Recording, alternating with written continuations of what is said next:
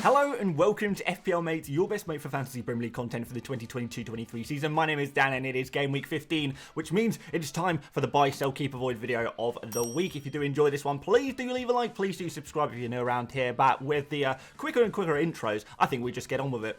Okay, so buys are players you probably don't have but should consider bringing in. Sells are players you probably have but should consider removing. Keeps are players you might be thinking about removing, but I think you should keep them. And avoids are players that are pretty hyped up right now, but I think they are potential traps that should be avoided. It's very, very simple, guys. We're going to go through 2 players in each category. Let's start off with some buys. So our first buy for Game Week 15 is going to be Callum Wilson. And the reason for that is because I know a lot of you guys are looking to replace some forwards right now. Most likely Tony. Obviously, Tony is now suspended for Game Week 15. You need to find that new forward. Callum Wilson could be the solution to that. I know a few people are talking about maybe Dominic Calvert-Lewin, possibly, I don't know, Solanke, maybe Skamaka. I'm not too keen on these other players. I think those other players are slightly more risky. Whereas Callum Wilson, I think, is a much safer bet. Now, I've spoken a lot about Callum Wilson before on this channel, and I really do like him whenever he is fit. People often worry, Wilson, is he fit long enough? Is he, you know, what is he going to get injured again? Who cares, guys? When he is fit, he absolutely smashes it. And I'm sure after Game Week 14, not so many people are too worried about his injury status if he can put those performances in when he is available. So more of the same, please, Mr. Wilson. His underlying stats are looking really good at the moment, so they are backing up his performances as well. You can see his XGs are very, very high over the last 5 game weeks, as well as his expected assists, not bad as well, taking plenty of shots and playing for a Newcastle team that really is in some fantastic form right now, playing so well, looking at like the form team of the whole Premier League at the moment. Really, they are looking that good. Next game is against Southampton, and then after that we've got this game against Chelsea at home, and Chelsea are struggling a little bit at the moment. They are showing some cracks, I suppose, there, so I feel like Wilson and the rest of the Newcastle boys can really do it against these teams. So yeah, definitely recommending Wilson this week. I think he's looking very good, a really good pick for whoever you're looking for as a kind of replacement for one of your forwards. Wilson seems to be the solution on penalties as well, guys, which always helps. Leandro Trossard is another player who is a little bit of a troll. We know he is a bit of a troll. You know, whenever you think he's going to blank, he ends up scoring. See the last game against Chelsea and the game before against Manchester City, for example. That's where he got his goals. But if he is playing in that striker position, in that forward position, he is going to be so useful there and taking so many shots on. You can see by his stats, he is leading the way among these kind of cheaper midfielders in terms of the amount of shots and chances that he is getting to score goals. He really does take a lot of shots, and he is that main kind of attacking threat for a Brighton team that is looking better and better under De Zerbi. So yeah, Brighton in general looking strong. Wolves, I know we kind of think of them as a difficult fixture, but Wolves have been struggling recently and conceding a lot of goals. Aston Villa as well have put up some decent defensive numbers at certain parts in the season, but they are just looking in a bad place right now as well. So these next 2 game weeks, and remember, guys, we only need to think about 2 game weeks because we've got unlimited transfers during the World Cup break. For these 2 fixtures, Trossard, for me, is probably the best cheap midfielder to go for. I would rate him ahead of the likes of Almiron. I'd rate him ahead of the likes of Rashford. I'm not saying those 2 players are bad picks. There are definitely other options that you could go for, but Trossard, for me, is going to be that #1 pick because he is just everything in terms of those. The Brighton attackers, he is just the one. I'm going to put Zaha down as a sell, and to be honest, I'm not 100% convinced by this one, but I do have to say that Zaha's numbers are down significantly. He really is not looking as good, particularly the last couple of games where he has just put in some relatively weak performances, and West Ham away is not a good fixture at all. West Ham are not conceding a lot of goals at all, so you kind of think Crystal Palace, you know, their away form has not been great. This West Ham team is a team that is not conceding too many chances. Zaha's form is kind of off at the moment. Is this going to be an opportunity to get many goals for Crystal Palace? Probably not, to be honest. That Nottingham Forest game, however, is a decent fixture, so it's kind of up to you. Do you want to, you know, try and go for a new midfielder, see if you can get something even better for the next 2 fixtures, or are you happy to hold Zaha for this tough fixture and maybe hope that he can come back into a little bit of form when he plays against Nottingham Forest, which is a slightly nicer fixture, I would say. I don't think Nottingham Forest are like the most best amazing fixture in the world, particularly as it's away, but it's certainly usually a fixture you typically hold a player for. Now, Zaha is on penalties, so this one is definitely one that could potentially punish you, But at the same time, if there's some other midfielders you want to move to right now, Zaha would be one of the midfielders I would be personally willing to sacrifice. Mason Mount is going to be our other sell for the game week, just because I think the form of Mount has not been quite what we've hoped for in terms of getting those FPL returns. You know, we want to get goals, we want to get assists. Yes, you can see on screen, guys, 2 goals and 2 assists looks very good over the last 5 game weeks, but they actually happened in like 5 game weeks ago and 4 game weeks ago. In the last 3, there's just been nothing in terms of FPL returns for Mount, and I feel like these next 2 fixtures, Arsenal at home, Newcastle away, 2 real form teams in the Premier League who are not giving away too many chances at all. Newcastle actually one of the better defences, if not the best defence, if you look at the numbers over more recent game weeks. I feel like actually Mason Mount is going to struggle, and Chelsea are going to struggle to get goals against these teams. You wouldn't expect more than 1 or maybe 2 if you're lucky goals in these fixtures, and you kind of who are they going to come from? It's very difficult to say. In general, I think the Chelsea players are players to be avoided right now. They're players that you can possibly afford to sell just over these 2 difficult fixtures, and then we can maybe have a look at going back on these Chelsea players from game week 17 onwards when we've got those unlimited transfers. But for now, I think pretty much all of them have to go down as sells, particularly if you've got your eyes on some other players that you think might do a little bit better.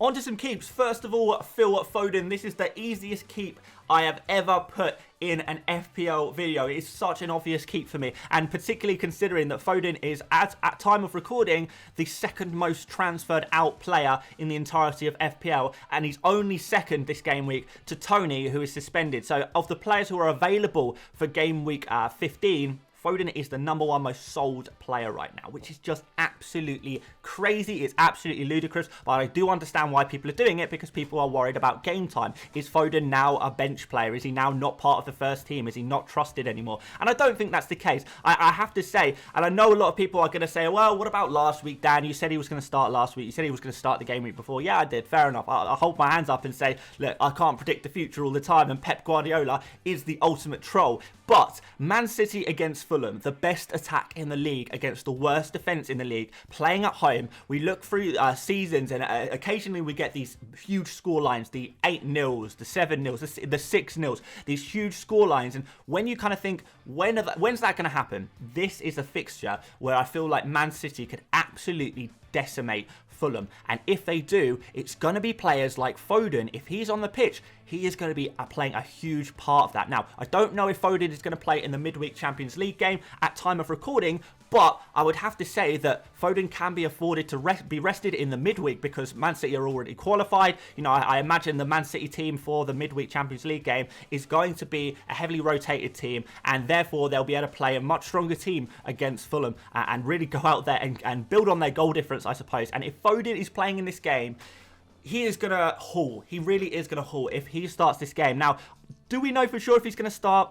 No. I can continue to predict that he will, because everything logically tells us that he will start in this game. But obviously, logic only takes you so far, and sometimes the randomness factor comes in. But I tell you what, guys, we've got potential early team news for the Man City game this week. If we get early team news and we know Foden is starting, there is absolutely no way you should be selling him. He is just too good, and this fixture is too good, and Man City are too good.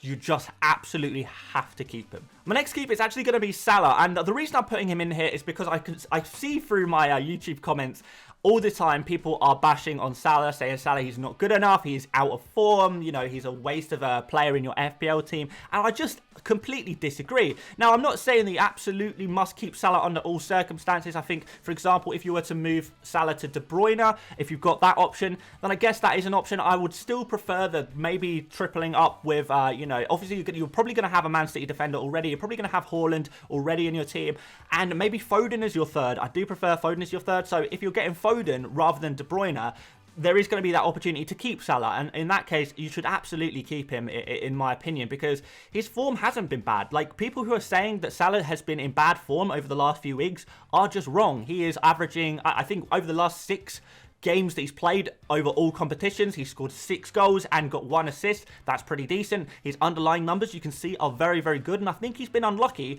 not to get more attacking returns. For example, in that Leeds game, a lot of people disappointed that Salah only got 7 points, but it could have been a mega haul if it wasn't for Illan Mellier's absolutely phenomenal performance in goal. If you watch that game, you will know that Salah was absolutely on it in that game and looked really good and could have got so much more. So against Spurs, who are struggling at the moment, and against Southampton at home, which is another very good fixture, I would expect that Salah, I don't see why he shouldn't get more FPL returns. I'm not saying that he's suddenly going to explode and get an insane score, but it's definitely something that could potentially happen. So I do still have a lot of confidence in Salah. I think that people are giving him just like a bad rap, really. I honestly don't think he's been nearly as bad over the last few weeks as people have said he has been. Fair enough, his form earlier on in the season wasn't quite what we hoped for, but he is improving, he is getting better, he is getting back to the level where we want him at, which is really good. And I think a lot of that is to do with the fact that Liverpool have changed system, they have changed positions. Salah is playing much more centrally now, and he has got the support from the likes of Firmino and Darwin Nunez there as well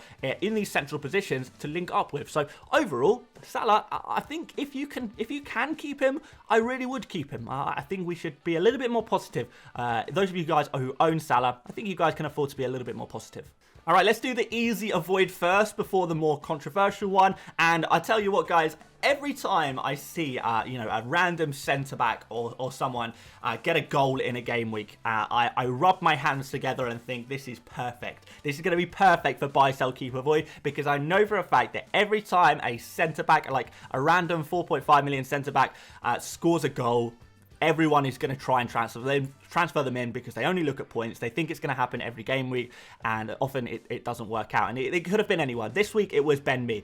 He obviously scored a goal last game week, and therefore loads of people are buying him because 11 points, that looks amazing. For 4.6 million, we've got to get our player in right. Wrong. So yeah, Ben Mee's next fixture is against Nottingham Forest, fair enough, but after that is Man City. Now we've only got, well, depending on if you saved any transfers, 2 or 3 transfers to use between now and the World Cup break. This is your last chance to make a push up your rank before the World Cup happens. And if you want to do that, are you really going to waste one of your transfers on a cheap defender who is only really viable for 1 game week of the 2? Doesn't really make much sense to me. Now, add on top of that, the fact that Brentford in general, defensively, have been pretty poor in my opinion. I think they are conceding way too many chances. I think they are conceding too many goals as well. And I don't think Brentford are going to get, too much in the ways of clean sheets. Like, even against Forest, it's an away fixture.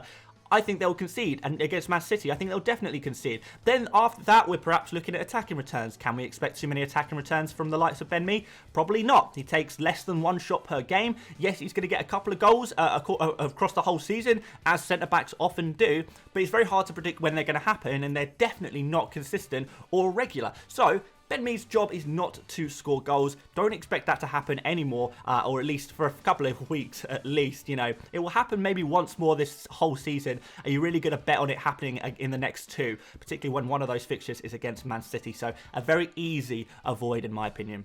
The more difficult avoid is Mitrovic. Now, I would certainly say he is an avoid.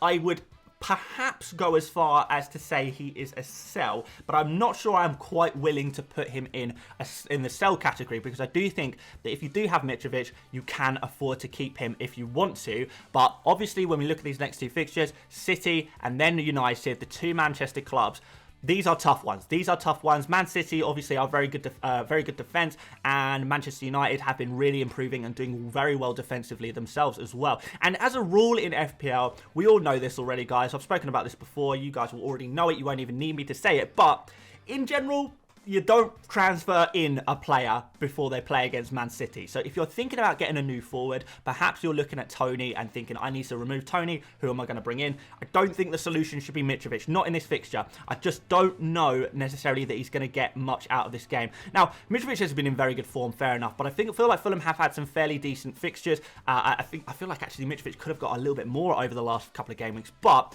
in these tougher games, I think he is going to struggle. And I know people will say, well, he scored against some other tough teams. Liverpool, he scored against Liverpool. He scored against Spurs as well. Are we really saying the Liverpool and Spurs are tough teams this season? I don't know if they are. I would say the tough teams are Arsenal, Man City, Man United, West Ham have been hard to break down. Even Leicester have been hard to break down in more recent game weeks. I wouldn't really class, well, I mentioned Newcastle? You know, I wouldn't really class the likes of Liverpool and Spurs ahead of those other defences I've just mentioned. So really, I say that Mitrovic hasn't quite proved that he can score against the big teams. I have no doubt he has that ability, but it's not going to be easy. And if we're looking for those players who are going to get us big FPL returns, the chances for that are going to be limited over the next two. So for that reason, Mitrovic for me goes down as an avoid. Right, in conclusion, guys, we've got 2 game weeks. That's all we need to target for, just the next 2 game weeks. So look at the fixtures, look at the players, look at the form. Who is looking good for the next 2 only? Now, I'd probably recommend loading up on those, those decent attackers for the next game week. Make sure you've got some captain options. And if you are going for some cheap defenders, I know I've said avoid me, but if we're looking for defenders, particularly on the cheap side, I would be looking definitely at Leicester for the next couple of game weeks, as they're looking really good with some good fixtures. So they're a possibility there. Maybe West Ham as well. They've got some cheap defenders there that you could potentially go for. But yeah, go for the strong defenses, I would say. And yeah, just go for it. We've got 2 game weeks left. You can just dead end your team for the next 2 game weeks and don't really worry about from game week 17 onwards. Let's just make some big plays, I guess. And that's the end of the video, guys. Make sure you are liking and subscribing if you haven't done already. Massively appreciated. It really does help out the channel so much. So shout out to you guys who are regularly liking the videos. Absolute legends. We've got the 100 experts video coming out tomorrow. We're going to have our team selection video, and I might take another dip into the world of artificial intelligence by the end of the week. So do stay tuned for that one as well. But that's going to be it from me today. Thank you once again so much for watching, and I'll see you later, mates. Bye-bye.